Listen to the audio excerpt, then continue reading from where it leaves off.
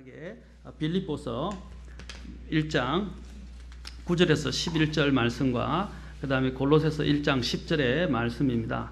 빌립보서 1장 9절 1장 9절부터 11절까지 그리고 골로새서 1장 10절 말씀을 보도록 하겠습니다. 빌립보서 1장 9절에서 11절 그리고 골로새서 1장 10절의 말씀입니다. 다 같이 일어서셔서 하나님 말씀 다 찾으셨으면 봉독하도록 하겠습니다. 자, 1장 9절부터 11절까지 먼저 읽겠습니다. 다 같이 읽도록 하겠습니다. 시작. 내가 이것을 기도하노니 곧 너희의 사랑이 지식과 모든 판단에서 여전히 더욱더 풍성해지고 너희가 뛰어난 것들을 입증하며 그리스도의 날까지 성실하고 실족거리가 없는 사람이 되며 예수 그리스도로 말미암은 의의 열매들로 가득하여 하나님의 영광과 찬양이 되기를 구하노라. 아멘. 골로새서 1장 10절 말씀입니다. 자, 다시 같이 함께 읽겠습니다. 자, 시작. 주께 합당하게 걸어 모든 일에서 그분을 기쁘게 하고 모든 선한 일에서 열매를 맺으며 하나님을 아는 것에서 자라가고. 자, 기도하겠습니다. 하나님 아버지, 오늘 시간 하나님을 사랑해서 또한 이 자리에 나와서 주님께 영과 진리로 경배를 드리고자 하는 주님의 성도들을 기억하시고 하나님께서 꼭 필요로 하는 그 말씀들을 우리에게 주시기를 원합니다. 이 시간은 주님의 시간입니다. 주께서 말씀하시고 주님으로 인해서 우리가 힘을 얻고 또한 도전을 받고 경고를 받고 또 주님 앞에 합당하게 서서 또 주님을 섬기는 그런 주님의 일꾼들로 삼아주시고 역사해 주시옵소서. 주님, 이 시간 성령께서 처음부터 끝까지 주장해 주시고 인도해 주시기를 원합니다. 저는 아무것도 아닙니다. 저는 주님께서 시키는 대로 그리고 말씀하시게 하는 것들을 하나님 말씀을 전하는 사람입니다. 주님께서 이 시간 저의 입술을 주장하시고 또한 함께 하셔서 하나님의 말씀이 흥황하고 또한 우리가 하나님께 초점을 맞추고 또 주님을 위해서 힘을 얻고 능력을 얻어서 살아갈 수 있도록 인도해 주옵소서. 이 시간 주님께 의탁하오며 우리 주 예수님의 귀한 조남을 받들어 기도하옵나이다. 아멘. 자, 앉으시겠습니다. 어느 날 콜럼부스는 포르투갈 해변을 거닐다가 유럽에서는 볼 수 없는 열매를 발견했습니다. 그는 이 열매를 보면서 틀림없이 바다 건너편에는 새로운 세계가 있으리라 라고 생각을 하게 되었습니다. 그래서 바다 끝까지 가보기로 작정을 하고 준비를 했습니다. 이렇게 시작된 긴 항해는 그 열매의 원산지인 아메리카 신대륙까지 이어지게 되었던 것입니다. 그는 한 작은 열매 속에서 바로 거대한 세상을 보았던 것입니다. 이런 일이 1492년에만 일어난 것이 아니라는 것입니다. 내가 살고 있는 지금 이 시간에도 일어날 수 있다는 것입니다. 하나님께서 우리의 삶 속에서 나타난 작은 열매 하나로 하나님께서는 많은 열매를 맺을 수 있다고 말씀하셨습니다. 한 알의 밀알이 땅에 떨어져 죽지 아니하면 많은 열매를 맺지 못하거니와 그 밀알이 땅에 떨어져 죽으면 많은 열매를 낼 것이라고 예수님께서 말씀하셨습니다. 하늘의 밀알의 생명력이 얼마나 대단한 것입니까? 하나님께서 이 세상을 창조하신 하나님, 무에서 유로 창조하신 하나님께서 이 생명의 씨를 우리 안에 넣어주셨다는 사실을 기억해야 합니다. 우리는 구원받을 때 하나님이 이 생명의 씨를 넣어주셨습니다. 아멘. 그렇다면 이 생명의 씨가 만약에 살아있는 것이라면 그 안에서 하나님이 주신 것에 따라서 열매를 낼 수 있게 될 것입니다. 하나님은 오늘 제가 쭉 시리즈로 지금 하고 있는데 하나님께서는 우리의 삶에서 열매를 기대하신다는 것입니다. 그 열매를 하나님께 기대하면서 어떻게 해야 열매를 맺을 수 있는가에 대해서도 쭉 살펴보았습니다. 오늘은 어떤 종류의 열매를 하나님은 내기를 원하시는가? 하나님 앞에서 하나님이 기대하시는 종류의 열매들을 살펴보겠습니다. 그 중에 우리가 지난 시간에 어떤 열매에 대해서 살펴봤습니까? 어떤 종류의 열매? 첫 번째. 기억 안 났어요? 주보가 2주 전 있죠. 지난주에는 복음 전도 때문에 복음 전도 있고 그러니까 못 찾으시는 것 같아. 야, 이 기억력이 붕어보다도 못한 것 같아. 그러면 안 될 것 같은데. 첫 번째 열매로서 제가 무엇을 언급했습니까? 회개의 열매에 대해서 언급했습니다. 회개. 그리스도인이 되고 난 다음에 하나님이 가장 중요시 여기는 것이 무엇입니까? 회개의 열매다. 여러분, 그리스도의 삶에서 회개에 합당한 열매가 나타나야 합니다. 그것이 바로 그리스도인임을 또 밝히 드러내주는 것입니다. 오늘은 더 나아가서 저는 이제 두 번째로 성령님의 열매에 대해서 간단하게 말씀드리겠습니다. 다음에 자세하게 성령님의 9가지 열매에 대해서 살펴보겠지만, 오늘은 간단하게 열매들의 종류들에 대해서 살펴보는 것이니까 성령님의 열매에 대해서 전반적으로 살펴보겠습니다. 갈라디아서 5장 22절과 23절에 보면 우리가 잘 아는 9가지 열매가 나옵니다. 성령님의 열매는 사랑과 기쁨과 화평과 오래 참음과 부드러움과 선함과 믿음과 온유와 절제다라고 말했습니다. 또 이 같은 것을 대적할 법이 없다고 말씀했습니다. 에베소서 5장 9절에도 보면 이렇게 말씀하십니다. 이 성령의 열매는 3가지 안에 들어있다고 말씀하십니다. 하나는 모든 선함, 아까 제가 선이 가득하기를 원한다고 골로새서 이야기했죠. 선한 열매가 너희 삶 속에 가득하기를 원한다고 사도 바울이 골로새 교회에게 말한 것을 보게 됩니다. 바로 이 선함과 모든 선함과 그 다음에 의, 아까 우리가 읽었던 빌립보서 1장 11절에서는 그리스도로 말미암은 의의 열매들로 가득하여 하나님께 영광과 찬양이 되기를 구한다고 이야기했습니다. 바로 의와 그 다음에 뭐라고 그러냐면 진리 안에 있느니라. 열매는 어디서부터 오는 것입니까? 하나님의 진리에게서부터 오는 것입니다. 여러분, 진리 안에서 우리가 내어지는 이런 열매에 그것은 하나님의 선, 하나님이 선하시기 때문에 하나님의 선함이 우리의 삶 속에서 역사에서 나타나게 되고, 또 하나님은 거룩하시고 의로우시기 때문에 그 거룩하시고 의로운 것이 우리의 삶을 통해서 나타난다는 것입니다. 이 성령의 열매는 생명의 결합으로 그리스도와 함께 하나로 연합된 사람을 통해서 역사하는 성령님의 권능의 역사의 산물이라고 말할 수 있습니다. 하나님과 생명으로 연합되기 때문에 하나님께서 그 사람의 삶들을 통해서 나타내는 것입니다. 아까도 제가 이야기했죠. 우리가 하나님을 믿을 때 하나님의 그 새로운 생명이 씨가 우리 안에 들어오게 되고, 그 새로운 생명의 씨가 우리의 삶들 속에서 역사해서 하나님이 기대하시는 열매들을 저절로 맺게 된다고 말씀을 드렸습니다.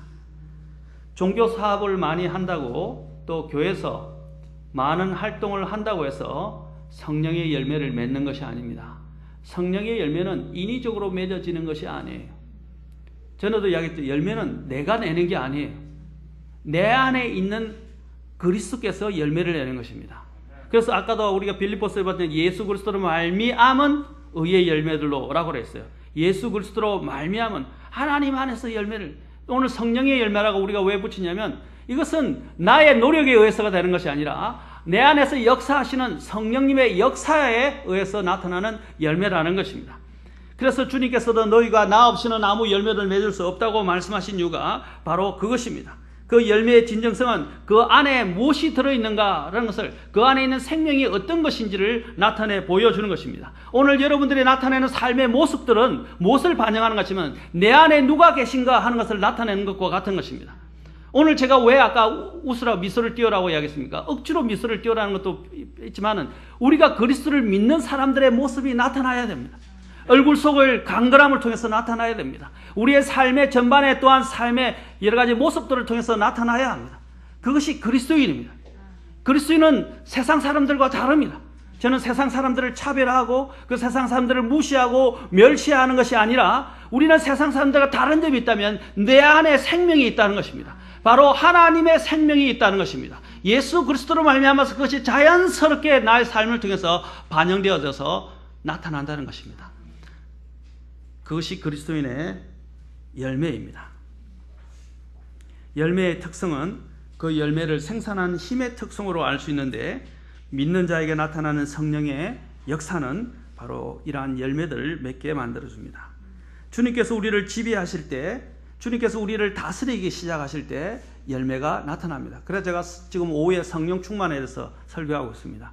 성령 충만, 그것은 성령님의 지배를 받는다. 성령님께 내 자신을 내어드려서 그분의 인도하심을 받는다라는 것입니다. 여러분, 내 생각, 내 자의, 내 의로 말미암아서 하나님을 기쁘시게 할 수 없어요. 하나님을 기쁘시게 할 수 있는 것은 단 한 가지라고 성경은 말합니다. 뭐라고 말씀하십니까? 믿음으로만이. 그 믿음은 어디서 오는 것입니까? 오늘 여기서 성령의 9가지 열매 중에서 바로 성령의 열매라고 말씀하고 있습니다. 성령님께서 믿는 자 안에 거하시는 것이 사실이지만 믿는 자 안에 있는 성령님의 역사는 믿는 자의 협력을 구하게 됩니다. 그 협력이라는 것은 단순합니다. 여러분, 그리스도인들의 삶은요, 그리스도인의 삶은 복잡한 게 아니에요. 아주 단순합니다. 하나님은 한 가지만 보십니다. 뭐냐면 마음을 다해서 하나님을 사랑해서 내 자신을 내어줄 때 주님은 역사하십니다. 단순해요. 다른 게 없어요. 복잡한 게 아니에요. 어려운 게 아니에요. 우리가 어렵다고 생각하고 복잡하다고 생각하기 때문에 이 일들이 해결이 안 되는 것입니다. 성령님의 열매는 바로 성령님의 지배와 인도를 받기를 거절하는 사람들에게서는 맺어질 수가 없다는 것입니다. 그래서 이 성령님의 열매를 위해서 우리는 성령님의 충만함을 입어야 합니다.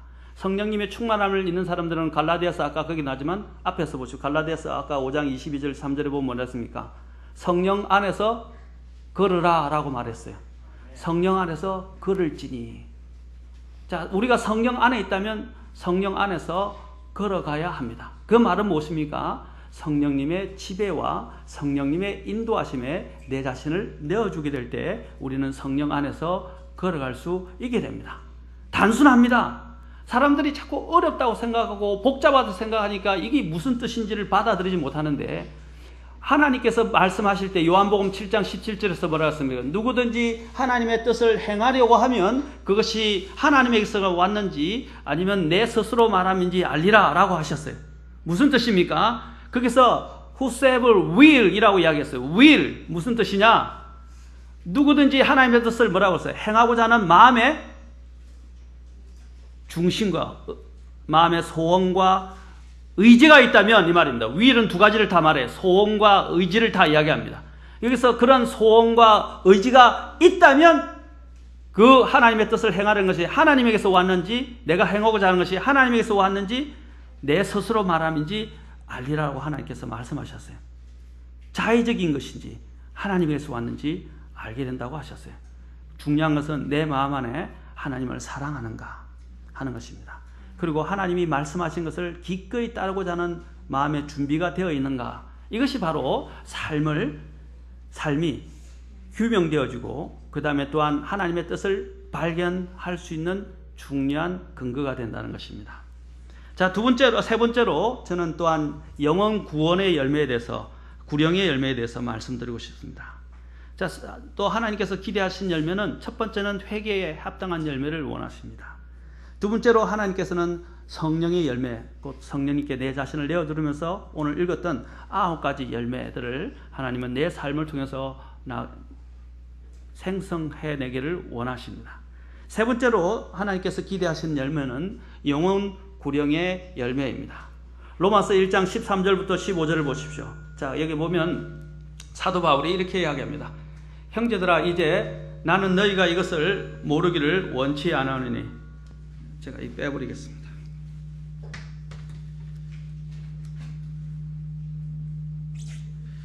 오늘 마귀가 이렇게 방해를 많이 하는 것 같아요. 그렇죠?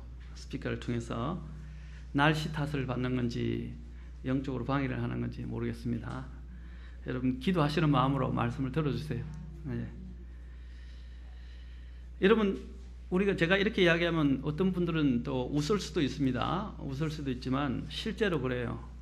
마귀는요, 사탄은 하나님의 말씀을 어떻게 방해하냐면 사람을 통해서 방해하기도 합니다. 그리고 또한 사탄은 실질적인 이런 물질들을 다룰 수 있어요. 물질들 통해서 역사에서 하나님의 말씀이나 우리가 하나님 앞에 경배하지 못하거나 하나님의 일들을 하지 못하도록 막을 때가 있습니다. 이런 것들이 그냥 우연의 일들이 아닙니다. 여러분, 마귀는 실제로 살아있고 역사합니다. 그렇지 않습니까? 제가 마귀 설교를 하려고 하는 게 아닙니다. 그러나 우리가 항상 하나님 앞에 기도하는 마음으로, 하나님께 간절한 마음으로 항상 나아가게 될 때 그 어떤 것들도 성령의 보호하심으로 해서 방해될 수가 없을 것입니다. 자, 이렇게 기도하시는 마음으로 말씀을 들어주시면 좋겠습니다. 자, 방해가 많네요, 여러 가지로. 자, 영혼 구원의 열매. 자, 로마서 1장 13절부터 15절에 보시면 이렇게 되어 있습니다. 이렇게 말씀하십니다. 내가 너희 가운데서도 다른 이방인들 가운데서처럼 어떤 열매를 얻기 위해 여러 번 너에게 가고자 했으나, 여기서 뭐라고 했어요? 다른 이방인들에게서 영혼의 열매를 거둬들인 것처럼 사도 바울은 로마에 가기를 원했었습니다. 그러나 사탄이 여러 가지 방해가 있고 여러 가지 일들로 인해서, 방해로 인해서 그가 가고자 했지만 그 가지 못했습니다. 그가 가고자 했던 목적은 무엇이었습니까? 얼마의 열매라도 더 그들 가운데서 얻고자 해서 그곳에 가기로 했지만 하나님의 뜻은 거기에 있지 않았고 또한 사탄의 방해로 인해서 그곳에 갈 수가 없었습니다. 그래서 사도 바울은 항상 그러나 어떤 마음을 가지고 있는지 로마서 1장 14절과 15절에서 말하고 있습니다. 자, 14절과 15절에서 여기서 나는 다 모든 사람에게 빚진 자다라고 했어요. I am debtor. 바로 나는 빚진 자다라고 이야기했어요. 빚진 자. 우리가 바로 하나님 앞에서, 사람 앞에서 가져야 할 태도가 어떤 자세입니까? 빚진 자라는 것입니다. 빚진 자. 빚진 자. 이 무슨 뜻입니까? 내가 갚아야 할 의무가 있다는 것을 말하는 것입니다. 또 나는 채무를 갖고 있다는 것을 이야기합니다. 채무를 가진 사람은 그 채무의 빚에서 헤어나올 수 없습니다. 바로 사도 바울은 항상 영혼들을 다룰 때, 하나님 앞에 나아갈 때 하나님 앞에 채무를 가지고 있는 사람이고 또한 다른 사람에게도 채무를 갚아야 할 그런 의무가 있는 사람으로 자신을 간주했다는 사실입니다. 우리도 복음의 일들에 있어서는 이런 채무에 대한 부담감인 것처럼 이런 부담감을 가지고 오늘 이 세상을 살아가야 합니다. 아멘. 기회가 있는 대로 사람들에게 복음을 전해야 하고, 기회가 닿는 대로 사람들을 위해서, 영혼들의 구원을 위해서 기도해야 하고, 닥치는 대로, 가능한 대로, 때를 얻든지 때를 얻지 못하든지 나아가서 복음을 전해야 합니다. 아멘. 그것이 빚진 자의 자세입니다. 빚진 자는 항상 그 빚에 의해서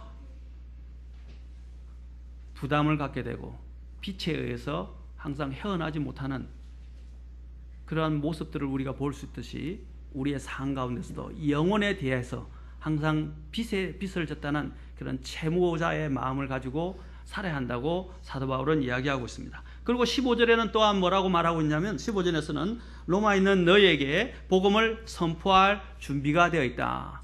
자, 여기서는 첫 번째는 아까 나는 채무자다라고 이야기했어요. 복음의 하나님에 대하여 영혼들에 대해서 복음의 채무자다. 두 번째로는 오늘 여기서도 뭐라고 그랬습니까? 여기서 복음을 항상 선포할 준비가 되어 있다. 여러분은 준비되어 있습니까? 준비되어 있습니까? 준비되어 있습니까? 나는 입술이 둔해요. 주께서 입술을 주셨습니다. 나는 마음이 아직도 지혜가 없고 깨닫지 못해요. 하나님께서 깨닫는 마음을 구하라 그러면 주시겠다고 약속하셨어요. 하나님은 모든 자원을 우리에게 주시겠다고 하셨습니다. 아멘. 입술이 둔하다. 나는 마음이 깨닫지 못하고 또 나는 아무런 능력이 없다. 그렇게 변명하면 안 됩니다. 하나님은 할 수 있는 많은 자원과 도구들을 우리에게 이미 주셨어요. 아멘. 그렇다면 입술이 둔하다 하면 나는 지혜가 모자라면 성경을 외우십시오. 성경 구원을 구령할 수 있는 구절들을 외우십시오. 여러분 우리 교회에서 나온 전도지 있지 않습니까? 전도지를 외우세요. 외우면 복음 전할 수 있습니다. 아멘. 노력을 안 해요. 할 수 있는데도 안 합니다. 그래놓고 못한다, 두렵다, 나는 또 준비가 안 돼 있다, 나는 또한 입술이 둔하다. 그것은 변명이 되지 않습니다. 내가 정말 영혼을 사랑하고 그 영혼이 지옥에 또 죽어가고 있다는 사실을 안다면 어떻게 하시겠습니까? 통째로 외워서라도 복음을 전해야 합니다. 아멘. 성경의 구원을 위한 구절들은 많아야 29절이 안 됩니다. 10구절 정도만 외워도 구령할 수 있어요. 아멘. 정 그렇게 구절이 외워지지 않는 사람들이 있다면 어떻게 해야 됩니까? 내가 어떻게 예수님을 믿어서 구원받은지 그것만이라도 이야기해 주라 이 말입니다. 아멘. 사마리아 여인처럼 수가성 있는 사마리아 여인이 바로 자신의 마을로 돌아가서 물동이를 버려두고 자기의 마을로 들어가서 뭐라 그랬습니까? Come and see, 와서 보라 라고 이야기했어요. 아멘. 와서 보라. 다른 말을 못하면 거기 그러자 여기에 예수 그리스도가 있다, 메시아가 있다, 와서 보라 이 말만 하면 된다 이 말입니다. 내가 할 수 없다면 교회로 데려오세요. 그것도 못합니까? 아니지 않습니까? 그렇죠? 그러한 우리의 마음의 자세를 이야기하는 것입니다. 하나님 앞에 변명하지 마세요. 하나님은 이미 우리에게 할 수 있는 능력을 다 주셨습니다. 사도 바울은 항상 내가 복음을 전할 준비가 되어 있다. 그래서 I'm ready. 준비가 되어 있다. 여러분 준비되어 있습니까? 구령은 하나님의 명령입니다. 명령이에요. 이거는 선택의 문제가 아닙니다. 그러나 많은 사람들이 선택으로 하나님을 찾고 있습니다. 하나님이 얼마나 값진 것을 우리에게 주셨습니까? 그렇다면 그것은 선택할 수 있는 부분이 아닙니다. 사랑하는 성도 여러분, 마가복음 16장 15절에서 예수님께서 너희는 온 세상에 가서 모든 창조물에게 복음을 선포하라 라고 말씀하셨습니다. 그리고 사도행전 1장 8절에서도 성령이 임하신 뒤에 너희가 권능을 받고 예루살렘과 온 유대와 사마리아와 그리고 땅의 맨 끝 지역까지 이르러 나를 위한 증인이 되리라 라고 말씀하셨습니다. 여러분 안에 성령이 있다면 성령을 받은 이후로부터 여러분들은 구령해야 될 주님의 증인이 되어야 한다는 것입니다. 구령의 사명이 우리에게 있습니다. 여러분, 이 세상 오래 가지 못합니다. 남는 것은 무엇이겠어요? 하나님 앞에 영혼 구원입니다. 여러분, 물론 다른 열매들도 중요하지만 영혼 구원보다 귀중한 것이 없어요.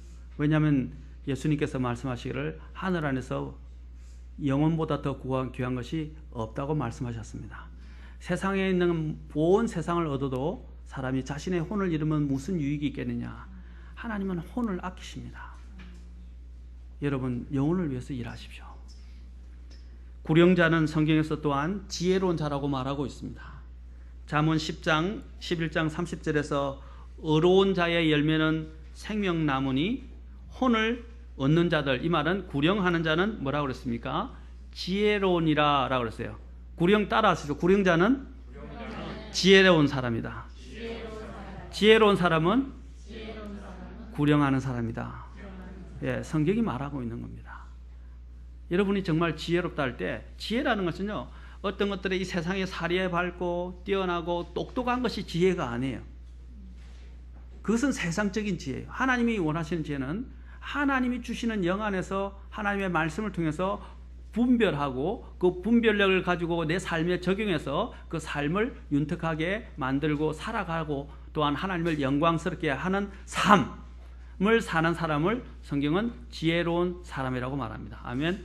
지혜는 지식이 아니에요. 지혜는 그 지식을 가지고 분별하고 그것을 가지고 살아가고 응용하는 사람입니다.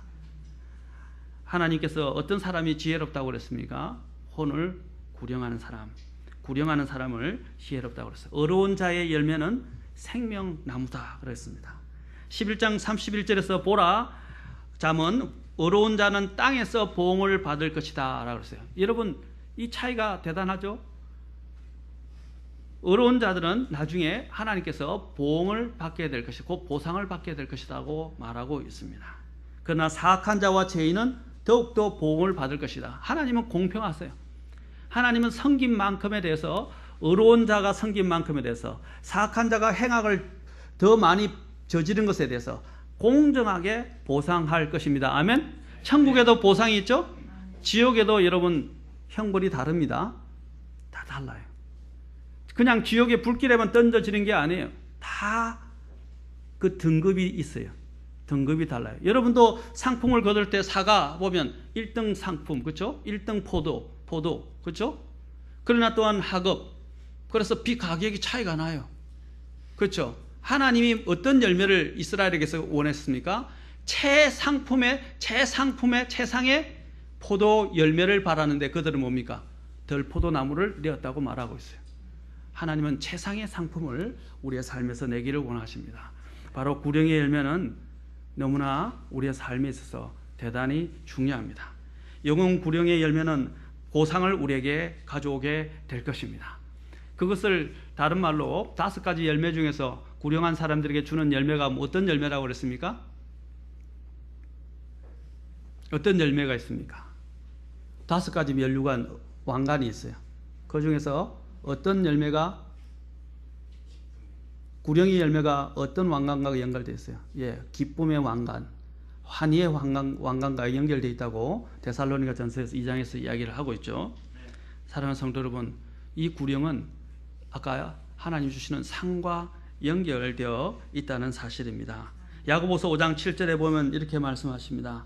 주께서 오실 때까지 인내하라. 보라, 농부가 땅에서 나는 귀한 열매를 바라고 이른 비와 늦은 비를 받을 때까지 오랫동안 그것을 위해 인내하느니라. 농부가 기대하는 것이 뭐예요? 수확, 많은 열매 아닙니까?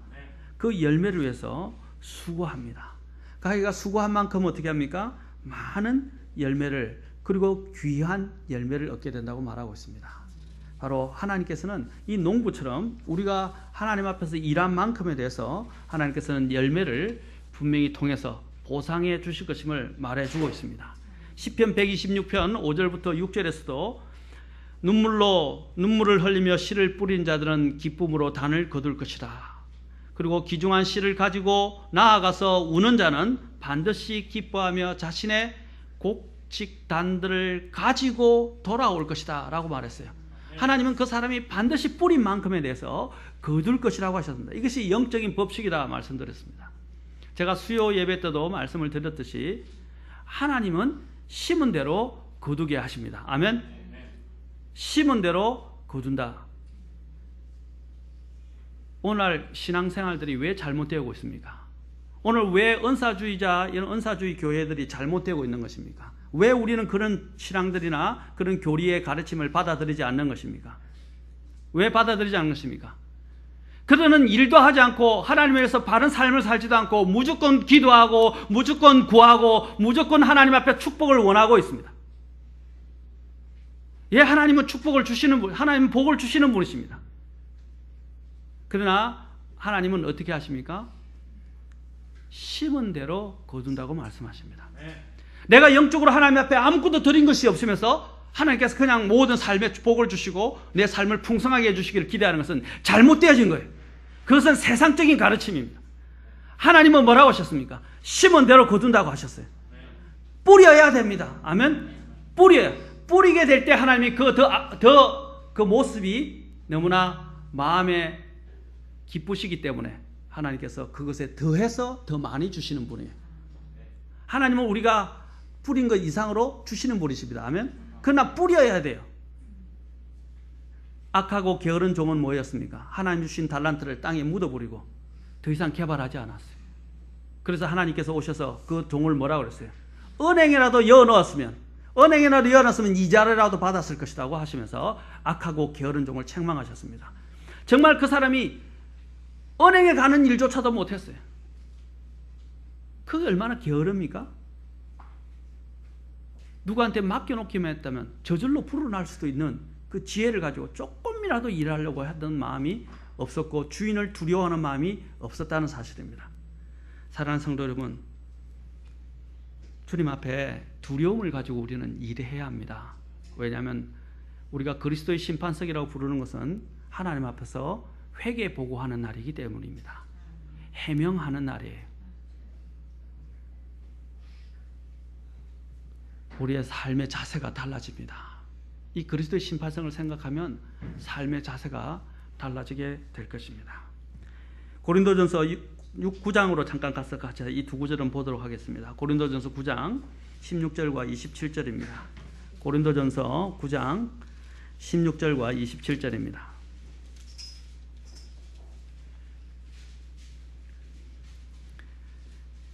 사도 바울은 복음을 전하지 않는 것에 대해서 이렇게 이야기합니다. 내가 복음을 선포할지라도 자랑할 것이 없나니 이는 필연적으로 내가 해야 하기 때문이라. 내가 복음을 선포하지 아니하면 참으로 내게 뭐가 있다고요? 화가 있으리로다. 사람을 살릴 수 있는 묘책과 방안과 치료책을 가지고 있으면서도 불구하고 사람들에게 전해주지 않는다면 그 사람은 어떻게 되겠습니까? 무책임한 거예요. 하나님께서는 그 치료책을 우리에게 맡겨주셨어요. 아멘? 근데 맡겨주시는데 그 치료책을 맡은 그 치료책을 다른 사람에게 전해주라고 맡겨주는데 공짜로 나도 얻었고 나도 치료받았고 이제 그것을 가지고 무료로 다른 사람에게 그저 은혜로 주라고 이야기하는데도 내가 그것도 하지 않고 내 혼자 치료받았다고 그냥 넘어가면 어떻게 되겠어요? 그 치료책을 알려준 사람이 와서 어떻게 해요? 그 치료책을 다시 빼앗아가 버립니다. 그리고 그가 누리고 있는 특권도 빼앗아가 버릴 것입니다. 사도 바울은 내가 복음을 전하지 않으면 내게 화가 있을 것이라고 말씀합니다. 그리고 27절로 가보십시오. 27절에서 사도 바울이 또한 어떻게 이야기합니까? 고린도전서 9장 27절에서 자 같이 읽겠습니다. 같이 자 시작. 오직 내가 내 몸을 억제하여 복종시킴은 내가 다른 사람들에게 복음을 선포한 뒤에 어떤 방법으로든 내 자신이 버림받은 자가 되지 않게 하려 함이라. 항상 사도 바울은 복음을 선포하면서 자기 자신을 항상 절제하면서 자신이 해야 할 그 일에 대한 부담감을 가지고 목표의식을 가지고 살았다는 것입니다. 한 노인이 침울한 표정으로 점원을 쳐다보면서 말했습니다.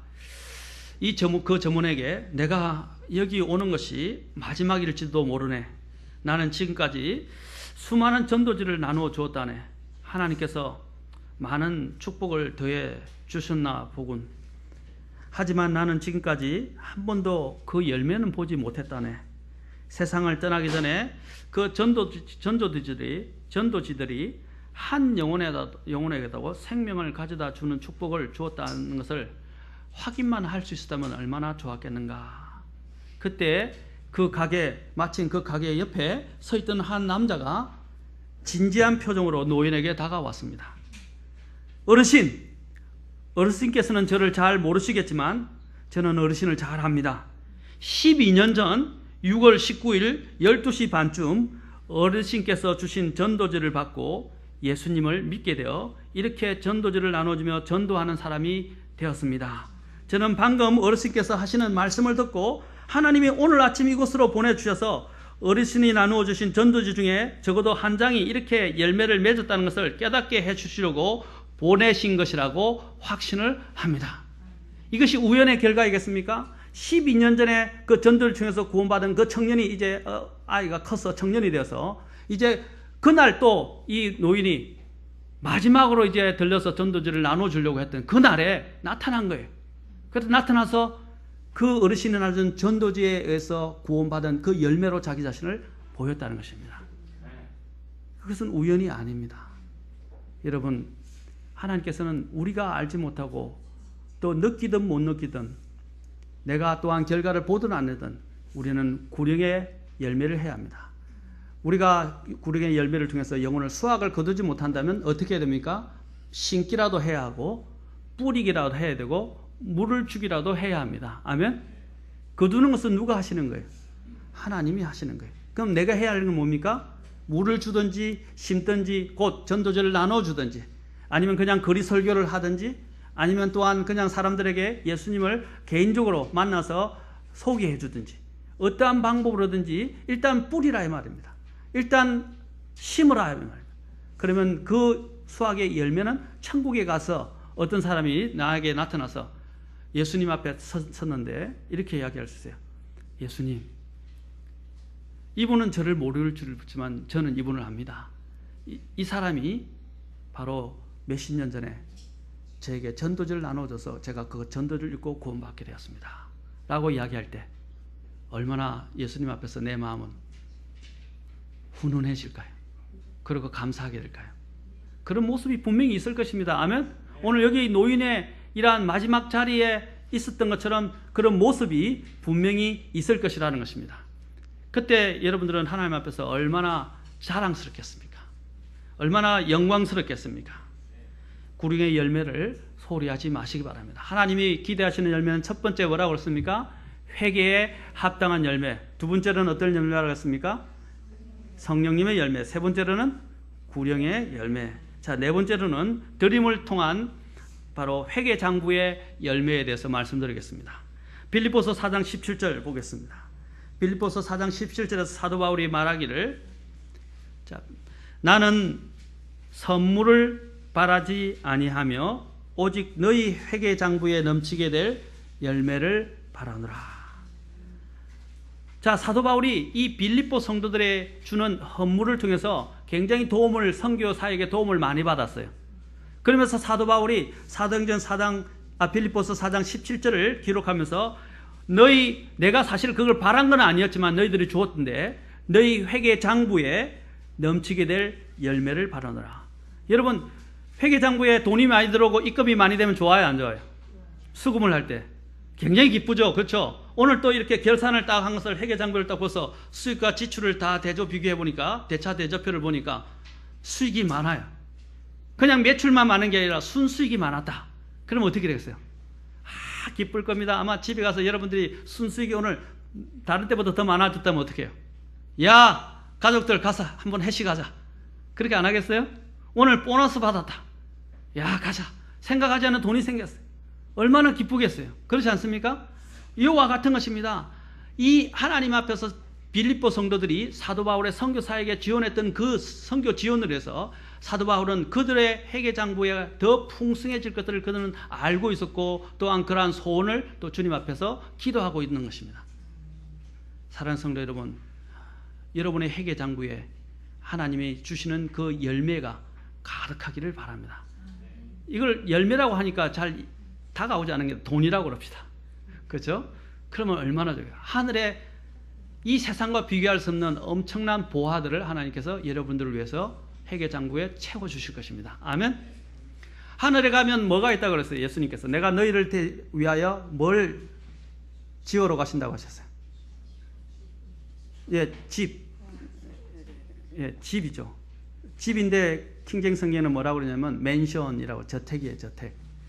집을 이 세상에서 여러분 누리는 집은 아무것도 아닙니다. 그 저택들은, 그 저택이나 그 집들은 지금 이 땅에서 여러분 하나님을 섬긴 이상으로 그 사람의 섬김에 따라서 그 저택들의 크기가 달라진다고 저는 믿습니다. 달라집니다. 아멘. 위치도 달라요. 위치도 달라질 겁니다. 그리고 위치와 크기도 다 다를 거예요. 그게 바로 여러분이 이 땅에서 쌓은 회개 장부에 넣어진 만큼 하늘에서 받게 될 것입니다. 여러분이 은행에 뭡니까? 삐끔을 시켜서 저축을 해서 모아두잖아요. 그렇죠? 또 주식을 투자하잖아요. 특히 주식을 봅시다. 그럼 주식을 투자했으면 주식이 어떻게 해요? 이제 주식 주가가 올라가게 되면 더 많은 가치를 여러분이 갖게 될 때 얼마나 기쁩니까? 마찬가지입니다. 오늘 여러분들은 이 세상의 주식은 기대할 수 없어요. 하지 마세요. 하지 마세요. 그러나 하늘의 주식은 결코 쇠하는 법이 없습니다. 이자가 몇 배, 몇 천 배로 불어나게 되는 것이 하늘의 주식 투자입니다. 아멘? 그래서 하늘 주식에 투자를 하시기 바랍니다. 그러면 여러분의 회개장부가 넘치게 될 것입니다. 그런데 이것은 어떻게 오느냐? 드릴 때 온다고 말하고 있습니다. 드려야 한다는 것입니다. 하나님 앞에 드리라는 것입니다. 내 인생을 드리고 내 삶을 드리고 그리고 나의 시간을 드리고 그리고 나의 모든 지혜를 드리고 나의 권능을 드리고 나의 달란트를 드리고 또한 내가 가진 물질을 하나님 앞에 드리라는 것입니다. 아멘. 특히 이 빌립보 교회들은 사도 바울을 위해서 말로만 하지 않고 그의 사역에 필요한 대로 풍성하게 자신들의 물질들을 기꺼이 내어주었습니다. 그러자 사도 바울이 이 부분들을 지금 이야기해요. 그래서 우리가 잘 아는 빌립보서 4장 19절이 나온 거예요. 자, 19절 보세요. 빌립보서 4장 19절. 여러분이 빌립보서 4장 19절은 잘 외우고 있죠? 그런데 오늘은 비가 와서 그런지 왜 이리 다들 저기압이십니까? 여러분, 하나님 안에서 이 영과 진리 안에 있다면 여러분 좀 고기압이 되기 바랍니다. 아멘? 네. 고기압의 청명한 날씨가 되면 좋겠어요. 아멘도 좀 크게 더 해주시고. 자, 19절 같이 읽겠습니다. 시작. 오직 내 하나님께서 그리스도 예수님을 통해 영광 가운데서 자신의 부요하심에 따라 너의 모든 필요를 공급하시리라. 아멘. 보세요. 하나님께서 하나님의 그리스도의 부요하심에 따라 우리의 필요를 공급해 주시겠다고 말씀하셨습니다. 이것이 왜 나왔느냐? 빌립보 성도들이 바로 사도 바울의 선교 사역에 자신들의 물질들을 기꺼이 어려운 가운데도 내어주기 때문입니다. 주께서는 이스라엘 백성들에게 나올 때 처음 것은 다 내 것이라고 그러고 너의 첫 소산을 다 주님께 드리라고 말씀하셨습니다. 그래서 처음 것을 사람에 대한 부분에 대해서는 처음 것을 하나님께서 다른 대속값으로 속량값으로 바꾸셔서 내게 해주셨습니다. 그 이스라엘에 대한 기본적인 신앙은 뭐냐? 모든 것이 하나님의 것이며 또한 하나님께서 나에게 주신 것들의 첫 열매를 드린 것처럼 우리도 하나님께서 우리에게 주신 부분에 대해서 저는 첫 월급을 주라 이런 말로 이야기하는 건 아닙니다. 하나님 앞에 우리가 적어도 나의 처음 하나님이 나에게 이 세상에서 마련하게 해주신 것들이 있다면 하나님 앞에 기꺼이 드릴 수 있는 마음, 그리고 또한 하나님이 나에게 삶에 부어주신 은혜에 대해서 감사하면서 내어드릴 수 있는 그런 마음을 가져야 합니다. 아멘? 다음에 제가 설교를 하겠지만 교회가 여러분 저희 이제 물론 다른 교회보다도 성서 침례교는 11조를 참 잘 냅니다.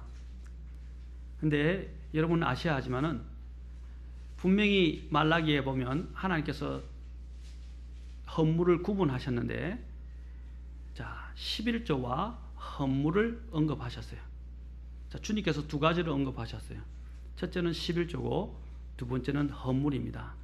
제가 다음에 헌금에 대해서 설교를 하겠지만 여러분 아셔야 돼요. 11조는 헌금이 아닙니다. 11조는 헌금이 아니에요. 근데 많은 사람들이 잘못 알기를 11조를 헌금으로 알고 있어요.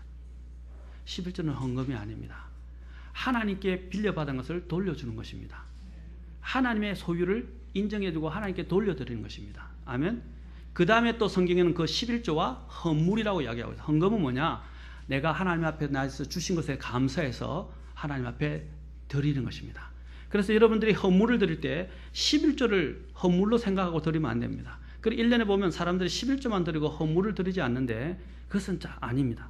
성경이 말씀하시는 게 아니에요. 11조는 하나님의 것들을 마땅히 그냥 돌려드리는 것이고, 헌물은 내가 하나님 앞에 감사하고 하나님이 나에게 주신 은혜에 감사해서 하나님 앞에 자원하여 내어드리는 것입니다. 아멘. 근데 교회가 11조만 드리고 넘어가요. 그리고 성도들이 11조만 내고 그것을 끝내버려요. 그러면 여러분 헌물을 드리는 거 없어요. 제가 교회 목회자이기 때문에 여러분이 그걸 말씀드린 게 아닙니다. 저는 헌금 생활 철저하게 합니다. 어릴 때부터, 어려웠을 때부터 헌금 생활 철저하게 했어요. 이것은 하나님에 대한 여러분의 마음을 표현하는 것입니다. 하나님이 번성하게 해주신 대로, 하나님이 은혜를 주신 대로 표현하는 것입니다. 그래서 고린도전서 8장과 9장에 보시면 그 사도 바울이 그 고린도 교회에게 뭐냐면, 너희가 모아놨던 것을 어떻게 하면 정기적으로 모아놨던 것을 이제 드리는데, 이것을 뭐라고 하냐면 은혜의 선물이라고 말하고 있어요. 은혜의 드림이라고 되어 있어요. 뭐라고요? 자, 같이 한번 봅시다. 은혜라고 이야기해요. 고린도후서 8장과 9장에서 잠깐 보겠습니다. 자, 8장 5절과 6절 먼저 보겠습니다. 8장 5절과 6절. 자, 고린도 교회에게서 사도 바울이 이야기합니다. 그들은 우리가 바라던 것과 달리 이 일을 행하되 먼저 자신을 주께 드리고, 자, 하나님께 드리는 것에 대한 자세를 이야기합니다. 또 하나님의 뜻에 따라 우리에게 주었도다. 아주 중요한 것을 지금 여기서 이야기하죠. 그러나 지금 제가 헌금에 대한 설교를 자세하게 하는 시간이 아니니까 간단하게 넘어가겠습니다. 고린도후서 8장 6절에 그러므로 우리는 디도에게 요청하여 그가 이미 시작되어 하였은저 뭐라고 그래요? 같은 뭐라고요? 그 다음에 뭐라고 그래서 같은 은혜를 또한 너희 안에서 끝낼 것을 구해. 이거 뭐라고 했습니까? 11조 외에 하나님 앞에서 작정해서 드리는 부분들을 뭐라고 그랬어요? 은혜라고 말합니다. 은혜. 그 다음에 8장 7절도 보시면 똑같이 또 이야기합니다. 그러므로 너희가 모든 일, 곧 믿음과 말과 지식과 모든 열심과 우리를 사랑하는 일에 풍성한 같이, 자, 이런 많은 다른 신앙생활에도 풍성한 같이 어떤 은혜? 이 은혜라고 그랬어요. 이 은혜가 뭘 이야기하는 거예요? 자신들이 드리기로 작정했던 그 헌금을 하나님 앞에 드리는 거예요. 아멘. 이 은혜에도 풍성하라 그랬어요. 사람들이 열심히 봉사는 잘합니다. 자, 잘 들으세요, 여러분. 사람들이 열심히 봉사도 잘해요. 또 교회에서 또 섬김도 잘해요. 또 찬양도 잘해요. 피아노 반주도 열심히 신실하게 잘해요. 또 교회에서 직분도 잘 열심히 하는. 그런데 헌금을 내는 데 있어서는 손이 덜덜덜덜 떨리기 시작해요. 실제로 이해 중에 이런 이야기가 있었습니다. 어떤 사람이 침례를 받으러 들어갔어요. 그런데 깜빡 잊고 지갑을 갖고 들어왔네요. 그래서 목사님 죄송합니다. 잠깐 침례 받기 전에 지갑을 빼야 될 것 같습니다. 이렇게 이야기하니까 그 목사님이 그렇게 이야기했어요. 당신의 지갑도 침례를 받아야 합니다. 이렇게 이야기했어요. 무슨 뜻이냐? 사람에게서 가장 어려운 것이 많은 것들 다 내드리는데 하나님 앞에 헌금을 드리는 문제에 있어서는 인색해요. 계산을 하기 시작합니다. 그것이 하나님의 것이라고 생각한다면, 하나님이 나에게 주신 은혜로 내가 이걸 누리고 있고 이것을 감사함으로 드린다고 생각한다면 전혀 손해가 되거나 가치를 계산할 수가 없습니다. 그런데 우리는 어떻게 하냐면 헌금을 뺄 때만은 계산을 하기 시작하고 하나님 앞에서까지도 계산을 하고 하나님 앞에 마땅히 은혜로 드려야 할 것들을 내어드리지 못한다는 것입니다. 자, 보십시오. 사도 바울은 이것을 뭐라고 표현하고 있습니까? 은혜라고 말합니다. 아멘. 또 고린도 9장에도 보십시오. 고린도후서 9장에도 보면 동일하게 또한 이야기합니다. 9장 사도 바울이 계속 은혜를 이야기합니다. 여러분, 이 헌금은 은혜로 드리는 것입니다. 아멘. 은혜에 감사해서 드리는 거예요. 9장 6절부터 8절까지 같이 읽겠습니다. 자, 9장 6절부터 8절까지 시작. 다만 내가 말하는 바는 이것이니 곧 인색하게 뿌리는 자는 또한 인색하게 거둘 것이요 풍성하게 뿌리는 자는 또한 풍성하게 거두리라는 것이라. 저마다 자기 마음속에 정한 대로 낼 것이요 마지못해 하거나 억지로 하지 말지니 하나님은 즐거이 내는 자를 사랑하시느니라. 하나님께서 능히 모든 은혜를 너에게 넘치게 하시나니 이것은 항상 모든 일에서 모든 것이 넉넉하여 모든 선한 일을 풍성히 하게 하려 함이라. 아멘. 여기서 보시도 또 은혜를 이야기합니다. 그 모든 은혜 속에 뭐가 들어있습니까? 헌물의 은혜를 이야기합니다. 은혜의 헌물을 이야기합니다. 아멘. 여러분, 하나님 앞에 인색하지 마시고, 여기 뭐라고 말씀하십니까? 인색하게 뿌리면 인색하게 거둘 것이고 풍성하게 뿌리면 풍성하게 거둘 것이고 하나님은 즐거이 내는 자를 뭐라고 했어요? 사랑한다. 우리 어떤 한 자매님이 질문을 하더라고요. 목사님, 저는 11조 외에 하나님 앞에 헌금을 딱 한 달치를 딱 정해놓고 하나님 앞에 마음으로 정해서 한 달에 한 번씩 정했는데 매주마다 하나님 드려야 됩니까? 하나님께 드려야 됩니까? 아니면 딱 정해진 일부분을 드려야 됩니까? 제가 그래서 그거는 방법이 없다고 그랬습니다. 한 달에 정해서 11조 외에 헌물을 주님 앞에 드리든 매주 갖고 드리든 그런 관계가 없어요. 그러나 이렇게 생각합니다. 어떤 사람들은 딱 요것만 계산하고 요것만 드리고 끝 이렇게 하면 안 돼요. 혹시 내게 감사할 제목들을 주시고 또 감사할 거리들을 주시고 또 하나님이 나를 더 형통케 하셨으면 어떻게 해야 돼요? 더 많이 드리는 거예요. 아멘? 물론 마음에 먼저 정해서 딱 드리되 그러나 하나님이 나에게 형통하고 은혜를 주신 만큼 또 더 드리면 됩니다. 아멘? 목사에게 주는 게 아닙니다. 아멘? 하나님께 드리는 거예요. 이것은 목사가 아는 게 아니에요. 하나님과 여러분과의 관계의 문제인 것입니다. 마지막으로 저는 여러분에게 입술의 열매에 대해서 빨리 하고 마치겠습니다. 자, 입술의 열매. 하나님께서는 입술의 열매를 드리기를 원하십니다. 사람은 잠언 13장 2절에서 사람은 자기 입의 열매로 말미암아 선을 먹으려니와 범법자들의 혼은 폭력을 먹으리라 그랬습니다. 사람은 자기 입의 열매로 먹는 입술을 잘 지키는 사람이 성숙한 사람입니다. 잠언에서 가장 많이 말하고 있는 건 뭡니까? 거짓된 입술, 또 비난하는 입술, 또한 저주하는 입술, 이런 입술들에서 계속 경고를 하고 있습니다. 혀를 지키는 문제. 그래서 신약의 잠언이라고 불려지는 책이 어떤 책입니까?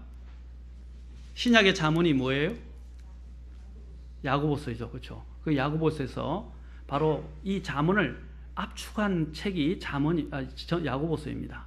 그 야고보서 3장에서 뭐라고 말하고 있습니까? 첫 번째, 성숙한 사람은 자신이 혀를 통제할 줄 아는 사람이다 그랬습니다. 자, 혀를 통제하면서 그 혀의 열매를 먹을 것을 잠언에서도 말하고 또한 심지어는 야고보서에서도 이야기를 하고 있습니다. 여러분, 이 혀를 지키는 일은 대단히 중요합니다. 진짜 성숙한 사람은 혀를 통제하는 사람입니다. 그래서 잠언 13장에서 사람은 자기 입의 열매로 말미암아 선을 먹을 것이다 했습니다. 특히 야고보서 3장 8절을 잠깐 봅시다. 3장에 보면 자, 3장 8절부터 10절부터 12절까지 자, 우리는 혀를 잘 통제해야 합니다. 이 혀로 말미암아 사람을 죽일 수도 있고 사람을 살릴 수도 있습니다. 아멘? 사람의 말은 무섭습니다. 이것이 제가 전에도 이야기했지만 요즘 밝혀지고 있는 현대 물리학 중에서 가장 획기적인 발명인 양자역학, 양자물리학에서 이런 부분들이 실제로 증명이 되고 있어요. 우리가 생각하고 우리가 의식하고 우리가 말하는 것이 이것이 온 우주 전체에 영향을 미친다는 것들을 이야기를 하고 있어요. 그래서 말하는 것은 대단히 중요한 것입니다. 3장 8절부터 12절을 보십시오. 혀는 아무도 능히 길들이지 못하나니 그것은 다스릴 수 없는 악이요 죽이는 독으로 가득한 것이니라. 그것으로 우리가 하나님 곧 아버지를 찬송하며 또 그것으로 우리가 하나님의 모양대로 만드는 사람들을 어떻게 해요? 저주해요. 이 입술을 하나님께서 만드신 목적은 뭐예요? 하나님을 찬송하고 하나님의 복음을 이야기하고 아름다운 것을 이야기하라고 주셨는데 이것이 어떻게 다른 사람의 하나님의 형상으로 만들어진 다른 사람을 저주해요. 그리고 또 10절 보십시오. 같은 입에서 찬송과 저주가 나오거니와 내 형제들아 이런 것이 결코 그래서는 안 되느니라. 아멘. 결코 그래서는 안 되느니라. 3장 11절 샘이 같은 곳에서 단물과 썬물을 내느냐. 3장 12절 내 형제들아 무화과나무가 올리브 열매를 맺을 수 있느냐. 혹은 포도나무가 무화과를 맺을 수 있느냐. 그와 같이 어떤 샘도 짠물과 민물들을 낼 수 없느니라. 무슨 말하는 것입니까? 한 입으로 두 가지를 낼 수 없다는 것입니다. 우리의 입술은 하나님을 찬양하고 또한 하나님의 것들을 아름다운 것들을 말하도록 지음을 받았다는 사실입니다. 아멘. 그래서 불평이나 다른 사람을 비난하거나 저주하거나 비평하는 이런 일들은 좋은 게 아니에요. 하나님이 기뻐하시지 않는 일이라는 것입니다. 아멘.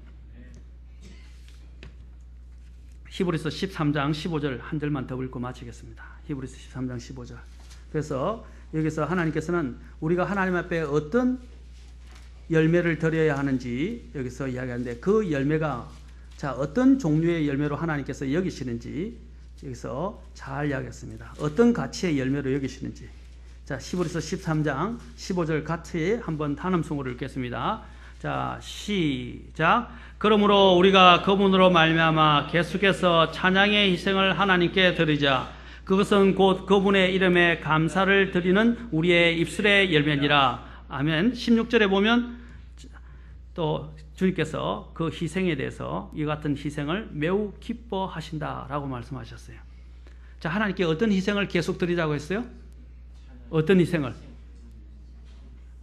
예? 예, 찬양 속에는 뭐가 포함되어 있겠어요? 감사가 포함되어 있어요. 아멘? 여러분, 어디를 가든지 간에 이제 화장실에 앉아있었든지 지하철을 타고 가든지 운전을 할 때든지 나쁜 생각, 나쁜 사람들을 저주하는 것, 다른 사람들을 미워하는 이런 것들을 생각하지 말고 어떻게 하라고 그랬어요? 찬양의 희생. 바로 희생이 뭡니까? 희생이 뭐예요? 희생이 뭐예요? 예, 수고. 또 희생이 뭐예요? 희생이라는 뜻이 뭐예요? 예, 자기를 어떤 대가를 지불해서라도 자기의 것들을 손실을 보더라도 자기를 어떤 수고를 들였으라도 어떻게 해요? 자신을 내어주는 것을 이야기합니다. 그걸 희생입니다. 여기 뭐라고 했어요? 찬양은 뭐라고? 찬양의 희생이라고 그랬어요. 희생은 뭐냐? 노력이 들어간다, 수고가 들어가야 된다 이 말입니다. 하나님이 우리에게 주신 것들이 너무 많습니다. 그러나 혹시 내가 그런 것들을 느끼지 못한다 할지라도 어떻게 해야 돼요? 내가 하나님 앞에 찬양을 하는 것입니다. 아멘. 감사로 찬양을 하는 것입니다. 하나님 앞에 찬양의 입술로 하나님을 늘 찬양해야 합니다. 그것이 시편이 이야기하는 거예요. 시편의 뒤로 가보십시오. 왜 시편의 뒤에 모든 것을 찬양과 감사를 넣어놨습니까? 그것이 우리의 삶에 궁극적으로 해야 될 목적이기 때문입니다. 아멘. 희생의 찬양의 희생을 계속해서 하나님께 드리라. 그분의 이름에 감사를 드리는 우리의 입술에 뭐라고 그랬어요? 열매다 그랬어요. 사랑하는 성도 여러분, 우리의 입술이 정말 하나님을 찬양하고 하나님이 기뻐하시는 것들을 말하고 또한 하나님을 영광스럽게 하는 저와 여러분이 되기를 바랍니다. 아멘. 네. 그래서 여러분의 삶 속에 이런 열매들이 가득해서 하나님 앞에 영광이 되고 하나님 앞에 찬양이 되고 또 여러분의 삶도 더 활력이 있고 아름답게 변화되어지는 저와 여러분이 될 수 있기를 바랍니다. 네. 다음 시간에 남아있는 거룩함의 열매와 그 다음에 열매를 어떻게 우리가 마지막으로 내어야 할 것인지에 대해서 제가 다음 시간에 한 분만 더 살펴보도록 하겠습니다. 그 다음부터는 오후 예배 때는 이제 디모데서를 하게 될 거고 오전에서는 제목 설교를 하도록 하겠습니다. 자, 첫 번째 하나님이 무슨 열매를 원하신다? 회개의 열매. 두 번째로 하나님 기대하시는 열매는 성령의 열매. 세 번째로 하나님이 기대하시는 열매는 구령의 열매. 네 번째로 드림의 열매. 다섯 번째로 오늘 뭐라 그랬어요? 바로 찬양의 희생의 열매를 하나님이 원하신다. 우리의 삶 속에 이러한 하나님의 드리는 열매들이 기대하시는 열매들이 풍성해서 하나님의 꼭 영광과 찬양이 되는 우리 성도님들이 되기를 바랍니다. 기도하시겠습니다.